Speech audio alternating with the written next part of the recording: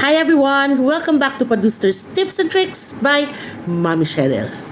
Today, pag-uusapan natin kung paano kami nakakatipid every time nag-i-stay kami sa hotel.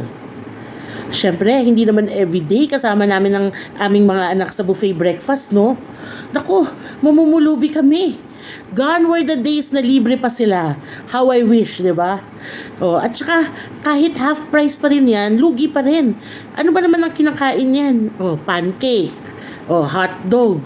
Itlog. San ka pa? O, edi mag-order na lang, di ba? Pwede kang mag-order ng mga silog meals, like that. And aside from that, nagbabaon din kami.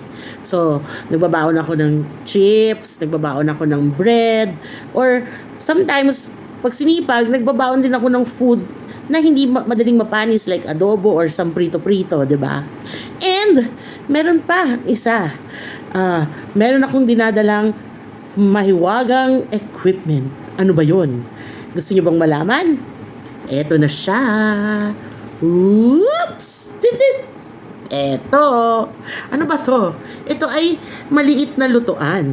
So, pwede kang magluto ng mga soup dito, like noodles, mushroom soup, anything with sabaw, or pwede ring pansit canton. O, tingnan mo, gamit na gamit to. Gamit na gamit ng mga anak ko to. At pwede ka ding mag-steam, like siomai, siopaw, or anything, mag-init through steam, di ba? So, dinadala ko to, and then nagbabaon na lang kami ng anything na madaling lutuin. Na syempre, hindi mausok at hindi mabaho, no? Kasi syempre, maaamoy sa hotel at saka baka mamaya biglang maamoy ng smoke detector.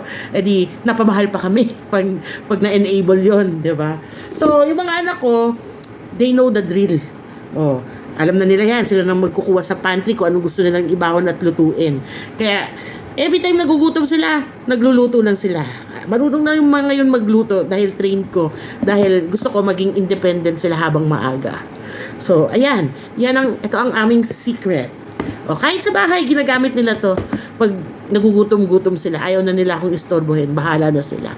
So, yun lang. Sana naka-share ulit ako sa inyo ng tip. Kahit pa paano, di ba?